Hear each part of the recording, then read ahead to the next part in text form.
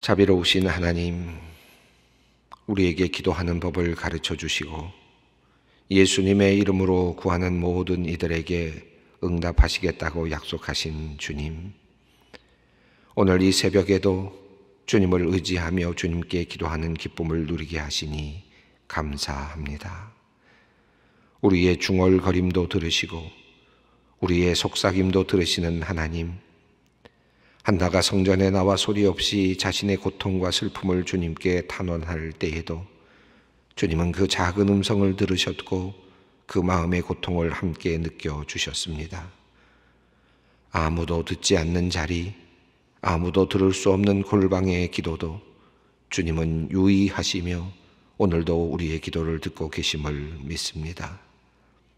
하나님, 고통 속에서 절망 속에서 기도하는 사람들이 있습니다. 얻고 싶은 것이 있으나 얻지 못하여 슬픔 속에 있는 사람들, 바라는 것이 있으나 주어지지 않아 낙담하며 살아가는 사람들, 생존의 문제를 놓고 두려운 마음으로 살아가는 사람들, 경제의 문제로, 자식의 문제로, 건강의 문제로, 재산의 문제로, 부부간의 문제로, 가정의 문제로 큰 근심 속에서 하나님께 기도하는 이들이 있습니다. 하나님, 우리의 탄원과 간구를 들어주시어 우리로 하여금 주님의 큰 은혜를 입게 하여 주시옵소서. 특별히 아이를 원하며 자녀를 낳기 원하며 주님께 간절히 기도하는 성도님들이 있습니다. 하나님께서 생명의 문을 열어 주시옵소서. 생육하고 번성하라신 주님의 명령과 뜻을 이 땅에서 이루어낼 수 있도록 주님께서 우리의 젊은 부부들을 기억하여 주시옵소서. 서로 뜨겁게 사랑하게 하시고 그 사랑을 통하여 참으로 복되고 사랑스러운 자녀들이 태어나게 하여 주시옵소서. 막힌 부분이 있다면 열어주시고 약한 부분이 있다면 강하게 하여 주시옵소서. 한나가 주님께 기도하고 응답으로 사무엘을 얻었듯이 우리가 기도할 때 주님께서 우리에게 귀한 자녀를 선물로 주실 줄 믿습니다. 주님, 이 땅에서 주님께 간절히 기도하며 자녀를 바라는 모든 이들에게 생명의 기적을 허락하여 주시옵소서. 하나님, 또한 간구하오니 기도할 때마다 우리에게 주님의 음성을 들을 수 있는 귀를 열어주시기를 원합니다. 주님의 뜻을 헤아려 알 수 있는 은혜를 주시옵소서. 기도할 때마다 주님의 마음을 느낄 수 있도록 우리의 마음과 영혼을 섬세하게 가꾸어 주시옵소서. 그래서 내 속에 있는 욕망을 위해 기도하지 않고 세상의 것을 얻기 위해 기도하지 않으며 오직 하나님을 기쁘시게 하는 일을 위해 기도하게 하여 주시옵소서. 하나님, 우리가 다른 이들을 위해서도 기도하기를 원합니다. 내 주위에 살고 있는 사람들, 어려움을 겪고 있는 또 다른 지체들을 위해 긍휼히 여기는 마음으로 기도하기를 원합니다. 특별히 이 세상 사람들의 구원을 위해 기도를 쉬지 않게 하옵소서. 나의 이웃들이 하나님을 알게 되기를 원합니다. 그들이 구원받기를 원합니다. 주님, 세상과 이웃을 향한 우리의 이 탄원을 들으시고 응답하여 주시옵소서. 기업을 운영하고 사업을 하는 성도님들을 위해 또한 기도합니다. 코로나 감염병의 상황 속에서 모든 것이 빠르게 변하여 어떻게 대처해야 할지 알 수 없는 시간을 보내는 기업인들, 사업가들에게 하나님께서 지혜와 힘을 주시옵소서. 각 기업마다 그에 속한 많은 가족들, 자녀들이 있기에 또한 기업의 미래를 밝게 세워가야 하기에 기업가의 마음에 큰 부담이 있습니다. 하나님, 큰 배를 몰고 항해를 떠난 선장과 같은 이들의 무거운 마음의 짐을 맡아주시고 결정할 때마다 하나님께서 함께 하시어 바르게 판단하게 하시고 사업을 시행할 때마다 주님께서 도움의 손길을 허락하여 주시옵소서. 공장 문이 닫혀서 오도 가도 못하는 처지에 있는 기업들도 있습니다. 피할 길을 열어주시고 속히 상황이 호전되어 공장의 문도 열리고 모든 생산과 유통의 과정이 다시 힘차게 돌아가게 하여 주시옵소서. 어느 것 하나도 부족하면 멈출 수밖에 없는 공장의 상황에서 주님의 도우심을 간절히 간구합니다. 도우시는 하나님, 함께 하시는 하나님을 우리 모두가 기도를 통하여 배우고 알아가게 하여 주시옵소서. 오늘 귀 수술을 받는 성도님을 위해 기도합니다. 귀 주위로 신경들이 많이 몰려 있어서 각별히 주의가 필요한 수술이라고 합니다. 치료에 주님께서 수술의 모든 과정에 친히 개입하여 주셔서 수술이 잘 이루어지게 하시고 깨끗이 나음을 입게 하여 주시옵소서. 딸을 위해 기도하는 부모님의 마음에 평안함을 내려주시고 힘든 상황 속에서도 더욱 겸손하고 온유한 마음으로 주님께 순종하며 나아가게 하옵소서. 얼마 전 타지에서 공부하던 선교사님의 자녀가 폭행을 당하는 사건이 있었습니다. 선교사님과 자녀의 놀란 가슴을 주께서 위로하여 주시옵소서. 몸과 마음의 상처가 깨끗이 나음을 입게 하시고 이후 모든 문제들이 원만하게 처리되도록 도와주시옵소서. 세계 각지에서 수고하시는 선교사님들과 그의 가족들이 더 이상 폭력의 피해자가 되지 않도록 주께서 친히 함께 하시고 보호하여 주시옵소서. 오랜 항암 치료 중에 폐렴이 발생하여 다시 병원에 입원해 치료를 시작하는 집사님이 있습니다. 끝까지 소망 잃지 않고 하나님의 치유를 간구하는 집사님 그리고 가족들에게 다시금 힘을 주시고 하나님께서 붙들고 계심을 주님 나타내 보여주시옵소서. 병상에서도 예배를 지키며 본인의 봉사와 섬김을 감당하고자 하는 그 거룩한 기도와 수고를 기억하시고 이번 치료에 큰 회복이 있도록 주님 역사하여 주시옵소서.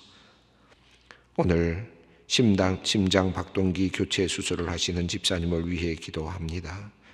하나님의 손길로 함께 하시어 심방 심실에 새겨진 선이 안전하게 잘 교체되게 하시며 영육간의 강건함으로 인도하여 주시옵소서.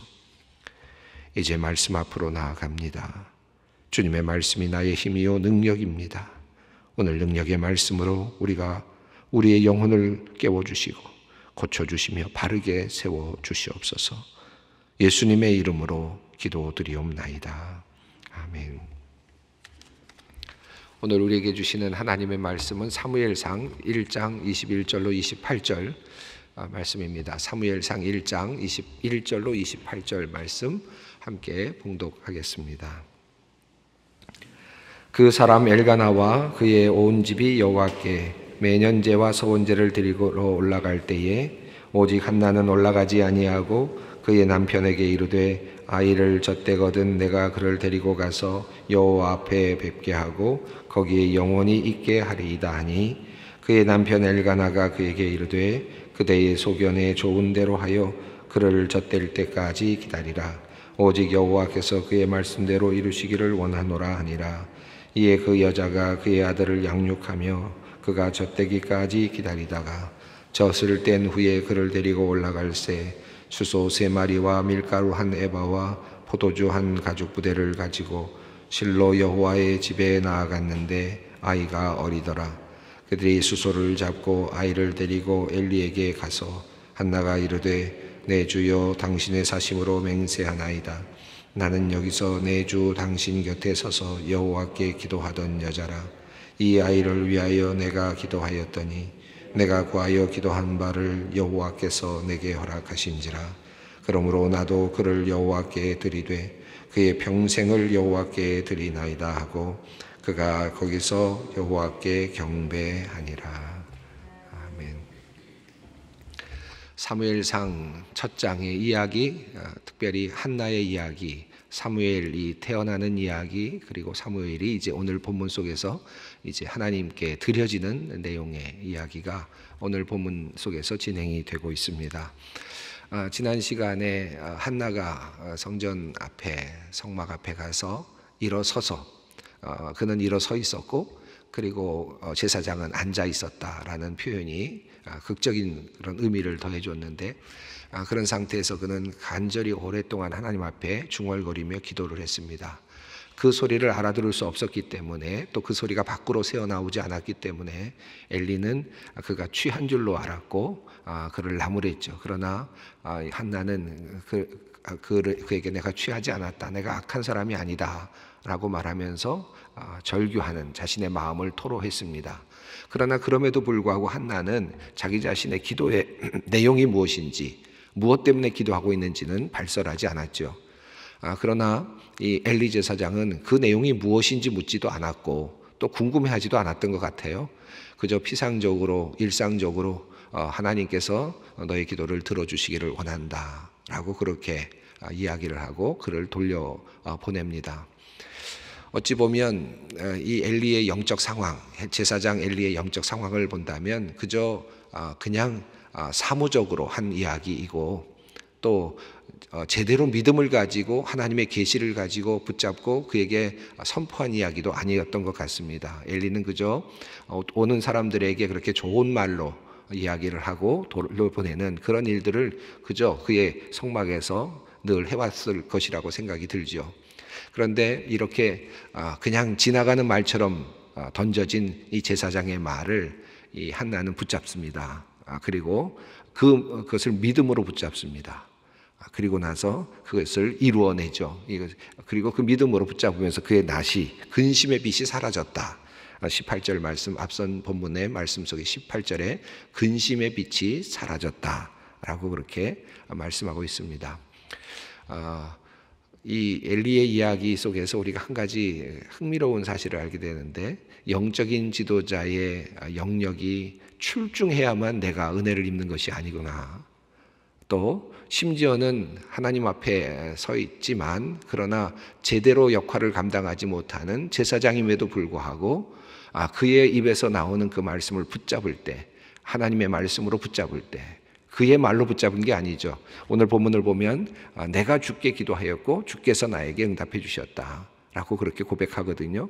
그러니까 내가 주님 앞에 서 있다, 그 주님의 말씀으로 그 말씀을 받았을 때 지금 한나는 그것을 지금 하나의 놀라운 역사로 만들어 가고 있습니다.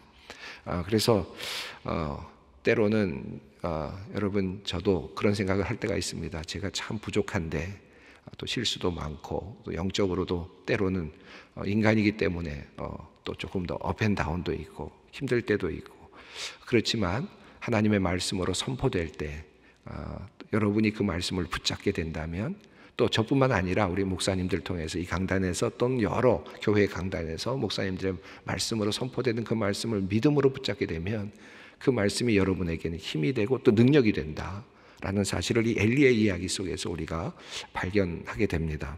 어쨌든 이 엘리의 이야기는 한나의 믿음의 승리로 끝나죠. 엘리는 여기서는 조연에 불과합니다. 엘리 제사장은 아무런 하나의 큰 의미가 없는, 하나님을 상징적으로 보여주고 또 하나님의 어떤 음성을 들려주는 하나의 매개체로서 역할을 하긴 하지만 그럼에도 불구하고 그것이 영적으로 충만한 상태에서 예언한 것도 아니었고 그것을 설명한 것도 아니었습니다. 엘리 제사장이 믿음이 강했던 것도 아니었던 것 같습니다. 그러나 지금 한나는 그것을 믿음으로 붙잡습니다. 자, 19절을 보면 그 이후에 어제 본문입니다마는 아침 일찍이 일어나 여호와 앞에 경배하고 돌아가, 이제 응답을 받았다고 확신을 한 겁니다. 한나는 믿음이 생겼습니다. 하나님께서 나에게 이제 아이를 주실 것이라고 하는 확신을 했습니다. 그리고 자기 집에 속히 가게 되죠. 그리고 나서 엘가나가 그의 아내 한나와 동침하매 여호와께서 그를 생각하신지라. 19절 말씀 속에 한 가지 또 우리가 굉장히 중요한 걸 깨닫게 되죠. 아이를 주십시오, 아이를 주십시오. 하나님께 기도했지 않습니까? 하나님께서 나에게 응답해 주시는구나, 하나님께서 나에게 답을 주시는구나 라고 생각하는 그 순간에 한나는 그것을 실행으로 옮겼어요. 다시 말하면 남편 엘가나와 함께 동침했습니다. 아이를 가질 수 있도록 노력한 겁니다. 이것이 또 다른 하나의 굉장히 중요한 사건입니다. 사실 성경에는 이런 이야기를 굳이 쓰지 않아도 되죠. 그냥 여호와 앞에서 돌아갔다, 여호와께서 그를 생각하셔서 그에게 아이를 주시니 그의 이름을 사무엘이라 하였다, 이렇게 해도 이야기의 흐름은 전혀 문제가 되지 않습니다. 그럼에도 불구하고 성경에 이렇게 그가 가서 바로 즉시 그 다음 날 그는 남편과 동침하며 아이를 갖기를 힘썼다 라고 하는 사실을 빼놓지 않았다. 이 말씀도 굉장히 중요한 의미가 있다고 저는 생각합니다. 우리가 하나님께 기도하고 하나님께 바라고 그리고 하나님께서 나에게 주실 것이다. 믿음이 생겼다. 그런데 그 다음에는 행동을 하지 않는다. 그것이 이루어질 수 있는 어떤 노력을 하지 않는다. 그것을 할 수 있도록 내가 최선을 다하지 않는다는 것은 불신앙일 수도 있습니다. 그렇죠? 하나님께서 나에게 이런 일을 통해서 이런 것을 주실 수밖에 없을 경우에 그 과정을 내가 생략한다면 우리는 실제로 믿음의 생활을 사실 일부를 포기한 것이나 다름없는 것이죠. 지금 이 한나는 하나님께서 나에게 이제 아이를 주실 것이라는 확신을 갖고 근심의 빛이 사라지고 집으로 돌아가서는 남편과 함께 잠을 잡니다. 그리고 아이를 갖게 됩니다. 하나님께서 여호와께서 그를 기억하셨다. 하나님께서 그곳에 함께 하신 것입니다. 그리고 임신을 하게 되죠. 이것은 하나님의 능력이었고 또 동시에 한나와 엘가나의 또 노력도 함께 존재했습니다. 그의 아들의 이름을 사무엘이라 했습니다. 이 사무엘이라는 이름의 원래 뜻은 엘의 이름이란 뜻이니까 좀 여러 가지 뜻을 가질 수 있는데 내가 여호와께 그를 구하였다 함이라. 사무엘이라는 이름과 내가 여호와께 구하였다라는 이름은 아주 직접적으로 언어적으로는 매칭이 잘 되지는 않습니다. 그러나 사무엘이라는 이름을 붙이면서 한나는 내가 구하여서 얻은 아들이다 라는 의미를 그 안에 이제 담게 되었습니다. 이제 그래서 샤알이라는 단어가 이제 계속 나오게 되는데 앞으로도 이 구한다라는 단어가 이제 뒤에 쭉 나오게 되는데요. 이 샤알이라는 단어가 어찌 보면 사무엘상 앞부분에서 굉장히 중요한 하나의 역할을 하는 단어입니다. 구한다, 드린다라는 표현인데 이제 하나님께 구해서 얻은 아들 사무엘 그리고 이스라엘 백성들이 하나님께 구해서 얻게 되는 이스라엘의 왕 사울 샤알에서 오는 단어에서 사울 이런 단어들이 이제 등장하게 됩니다. 자, 오늘 21절 말씀을 함께 읽습니다. 그 사람 엘가나와 그의 온 집이 여호와께 매년제와 서원제를 드리러 올라갈 때에 자, 그리고 나서 아마 첫 해가 다음 해가 되었겠죠. 자, 여러분 1년이라는 시간이 지났다고 한번 생각해 보십시오. 기도를 하고 들어와서 즉시로 아이를 가졌습니다. 그러면 9개월 동안 아이가 뱃속에 있다 태어났을 테니까 다시 돌아오는 매년제에는 이 아이가 태어났다면 정상적으로 태어났다면 몇 개월쯤 된 아이겠습니까? 대략 한 3개월쯤, 3, 4개월쯤 된 아기겠죠. 3개월쯤 된 아기겠죠. 자, 그러니까 3개월 된 아기. 그런데 여기 보면 매년제라는 표현이 이제 여기서 나왔는데 그래서 제가 앞서서 매년제, 매년 올라가서 드리는 제사. 근데 이것을 한마디로 또 다른 표현을 썼어요. 서원제라는 표현을 썼습니다. 매년제와 서원제라는 것을 매년제를 설명하는 의미로 서원제라는 표현을 썼습니다. 아마도 이것을 읽어 내려가는 사람들에게는 이 서원제라는 말이 눈에 확 들어올 것 같아요. 왜냐하면 앞서 누가 서원을 했습니까? 한나가 하나님 앞에 서원을 하지 않았습니까? 하나님께 약속을 했잖아요. 자, 이제 이 성경책을 읽어 내려가는 사람들 입장에서 본다면 그렇지, 서원했지. 이제 매년 올라가서 드리는 제사가 서원제지. 그러니까 그곳에서 한나가 서원을 했고 지금 하나님께 응답을 받은 것인데 자, 서원했으니까 아이를 돌려 드려야 될 것이 아니겠습니까? 3개월 된 아이 어떻게 할 것인가? 자, 어떻게 할까? 자, 22절을 보겠습니다. 오직 한나는 올라가지 아니하고 그의 남편에게 이르되 아이를 젖대거든 내가 그를 데리고 가서 여호와 앞에 뵙게 하고 거기에 영원히 있게 하리이다 하니. 자, 그런데 약간의 긴장감이 생기지 않아요? 한나가 올라가지 않겠다라고 해요. 믿음이 없음일까? 아니면 아이가 너무 귀여워서일까? 아이를 하나님께 바치지 않는다는 이야기일까? 여러 가지 긴장감이 사실은 고조됩니다. 남편에게 말합니다. 아이가 젖대거든. 여기서 젖이 떼어지거든. 수동형입니다.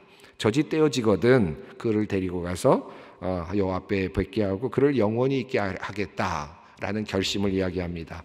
이 젖이 떼어진다라는 수동형은 사실은 조금 더 길게 갈 수도 있는, 그렇죠? 젖을 엄마가 직접 열심히 능동적으로 떼지 않으면 사실은 뭐 몇 년도 갈 수 있는 것이 젖대는 것 아니겠어요? 이런 그 문장 속에서 이 한나가 과연 이 서원을 제대로 드릴 수 있을까? 서원을 제대로 지킬 수 있을까?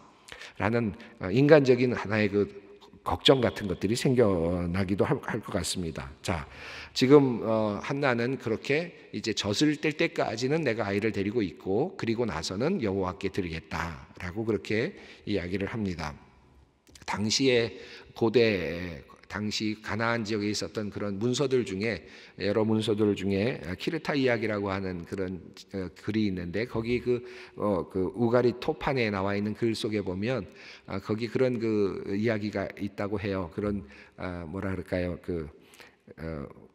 키르타라고 하는 사람이 모든 것을 다 잃어버렸을 때 그 당시에 그 당시에 신이 와서 내가 너에게 무엇을 줄까라고 이야기했을 때 뭐 금을 줄까 무엇을 주고 재산을 줄까 그럴 때 내가 다 필요 없으니까 재산이 아니라 생명을 달라 가족들을 달라라고 했는데 이 엘이 어디 가서 어느 공주를 데리고 오면 그를 통해서 아이를 낳게 해주겠다라고 해서 그 공주를 찾아가는 이야기가 우가리 토판에 나오는데 그곳에 가는 중에 이 아세라라고 하는 엘의 이 부인 신에게 부탁을 하면서 내가 잘 가서 그 여인을 데리고 오면 내가 그 엘에게 신에게 많은 재물을 바치겠다라고 했는데 돌아와서 아이를 낳지만 결과적으로는 하나님께 그 엘에게 그 신에게 그 약속을 지키지 않아서 결국은 병들어 죽게 되고 또 망하게 되는 그런 이야기가 당시에 그 가나안 그 우가리 토판에 있다고 해요. 그러니까 당시에도 그런 서원에 대한 이야기들이 상당히 많았다고 할 수 있겠습니다. 자, 그러니까 지금 고대 근동 지방에서 한나의 서원도 그런 의미에서 한나의 서원이 지켜질까 궁금하지 않습니까? 자, 그런데 이렇게 이야기를 하자 23절에서 남편이 이야기합니다. 읽어보겠습니다. 그의 남편 엘가나가 그에게 이르되 그대의 소견에 오른 대로 하여 그를 젖대기까지 기다리라. 오직 여호와께서 그의 말씀대로 이루시기를 원하노라 하니라. 이에 그 여자가 그의 아들을 양육하며 그가 젖대기까지 기다리다가 여기서 남편 엘가나가 그에게 말하는데 여기도 참 재미있는 표현이 나와요. 그대의 소견에 오른 대로 하여. 여러분 이 소견에 오른 대로라는 표현이 어디 있었습니까? 사사기에 여러 번 나왔죠. 몇 번 나왔죠. 사사기 맨 마지막에 나왔던 것이죠. 그들의 소견에 오른 대로 하였다. 왕이 없었으므로 라고 하는 표현이 있었죠. 소견에 오른 대로라고 하는 이 표현은 사사기에서는 그들이 계속 빗나가는 자신의 생각대로 했는데 늘 하나님께 빗나가는 소견에 오른 대로였죠. 그래서 그 소견에 오른 대로라는 표현이 히브리어로는 하야샤르 베아인이라는 표현으로 되어 있습니다. 근데 여기 23절에서 한나에게 당신의 소견에 오른 대로 하토브 베아인 거의 발음도 비슷하고 거의 문맥이 비슷합니다. 당신의 소견에 오른 대로. 다시 말하면 여기서 아주 큰 긴장이 생겨나는데 인간으로서 한나가 인간의 소견에 오른 대로 한다면 어떻게 될까요? 어찌든 마음대로 한다고 하면 아이를 안 바칠 수도 있는 것이죠. 그죠? 그런데 이 표현이 지금 쓰여지고 있어요. 그대의 소견에 오른 대로 하라. 그런데 한나는 자신의 소견에 오른 대로 하는데 하나님께 그 아이를 바치는 일을 합니다. 이게 이제 전환점이죠. 사사기와 다른 하나의 변곡점이라고 할 수 있겠습니다. 믿음이 있는 한 여인이 자신의 소견에 오른 대로 자신의 마음을 가지고 하나님께 섬기는데 하나님과 약속했던 누구도 듣지 않았던 하나님과의 약속을 이루기 위해 자신의 아이를 이제 드리기로 작정을 하는 거죠. 여기에서 젖대기까지라는 23절 이후의 표현은 능동형으로 되어 있습니다. 그러니까 이 한나가 능동적으로 젖을 뗐다라는 표현이겠습니다. 24절 읽습니다. 젖을 뗀 후에 그를 데리고 올라갈새 숫소 3마리와 밀가루 한 에바와 포도주 한 가죽 부대를 가지고 실로 여호와의 집에 나아갔는데 아이가 어리더라. 이 아이가 어리다라는 말을 통해서 한나가 지체하려고 하지는 않았다라는 반전을 보여주고 있고 또 더 나아가서 젖을 뗀 후에 그가 아주 단호하게 지금 하나님 앞으로 나아가고 있다. 능동적으로 젖을 떼고 그리고 하나님의 약속을 지키기 위해서 노력하는 그런 모습을 보여주고 있습니다. 그를 데리고 올라갈새 숫소 3마리라고 되어 있는데요. 이 역본에 따라서 성경 아주 오래된 번역도 조금씩 다릅니다. 우리 한글 성경은 숫소 3마리로 되어 있지만 영어 성경으로는 3살짜리 소라고 이렇게 되어 있는데 이것은 이제 70인역 헬라어 번역도 3살짜리로 되어 있고 쿰란 번역도 옛날 번역도 또 3살짜리 소로 되어 있습니다. 그래서 3살짜리 소일 가능성이 좀 더 높아 보여요.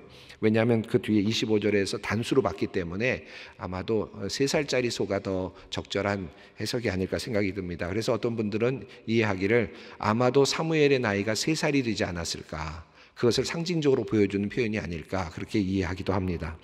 자, 3살 정도 되었을 아이가, 어린아이죠. 보통 젖을 뗄 때 뭐 서너 살 때 떼기도 하고, 조금 일찍 떼기도 하고, 좀 늦게 뗄 때는 6, 7살에도 떼는데, 지금 한 어리다라는 건 이 아이가 젖을 뗄 나이보다 좀 더 어렸다라는 그런 의미인 것 같습니다. 25절 말씀입니다. 그들이 수소를 잡고 아이를 데리고 엘리에게 가서 26절 읽습니다. 한나가 이르되 내 주여 당신의 사심으로 맹세하나이다.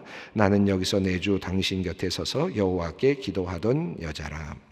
자, 숫소를 잡고 아이를 데리고 엘리에게 갑니다. 얼마나 엄마의 마음이 아플까요? 이제 몇 년이 되었을지 모르지만, 얼마가 되었을지 모르지만 이 아이를 잘 데리고 있다가 이제 하나님께 바치는 장면입니다. 엘리가 그 자리에서 어떤 이야기를 하는지 듣지 못했으니까 그의 기도는 하나님만 아시는 거예요. 남편에게 이야기했을 수 있겠죠. 남편과 자신들만 아는 겁니다.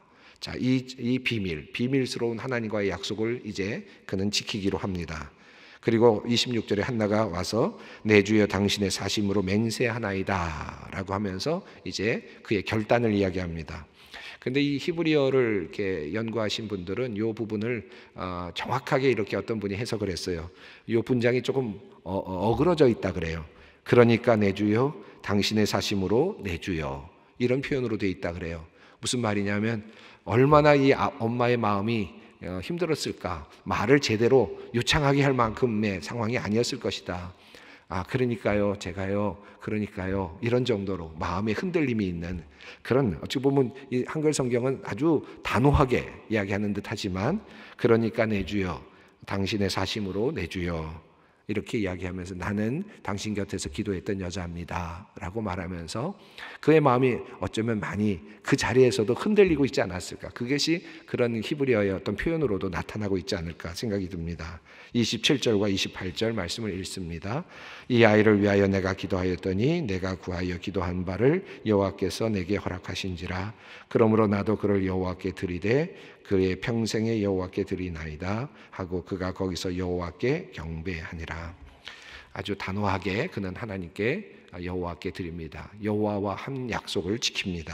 여기서 내가 구하여라는 말이 샤알이라는 단어에서 왔고, 또 기도했다라는 말도 샤알에서 왔고, 또 내가 드리되 여호와께 드리되라는 말도 샤알에서 온 말이고, 또 드리나이다라는 말도 샤알에서 온 단어입니다. 그러니까 27절부터 28절은 구하다라는 단어를 어근으로 해서 파생된 단어들이 사용되면서 이 구하다라는 샤알의 단어가 이 27절, 28절에 아주 집중적으로 사용되면서 이제 하나님께 구했던 그런 기도가 사무엘을 통해서 이루어지게 되었고, 그리고 그것을 하나님께 드립니다 라는 그런 사무엘의 봉헌으로 이야기가 끝이 납니다. 오늘 이 말씀 아주 강한 믿음과 또 서원을 지키려고 하는 이 한나의 모습을 우리가 보게 되는데, 하나님 앞에 서 있는, 하나님 앞에 자신이 서 있었던 것을, 하나님 앞에서 약속을 받았고 믿음이 흔들리지 않았고, 그리고 신념을 가지고 아이를 갖게 되었고, 그 아이가 태어난 후에 하나님 앞에서 약속을 지켜내는 믿음의 사람 한나의 모습, 그를 통해서 이 땅에 이제 새로운 빛이, 서광이 비춰지기 시작을 합니다. 이 마음, 또 이런 사람의 이야기를 보면서 또 나의 신앙적인 여정에 이것을 대입하면서 오늘 기도의 자리로 함께 나갔으면 좋겠습니다. 하늘에 계신 우리 아버지, 아버지의 이름을 거룩하게 하시며 아버지의 나라가 오게 하시며 아버지의 뜻이 하늘에서와 같이 땅에서도 이루어지게 하소서.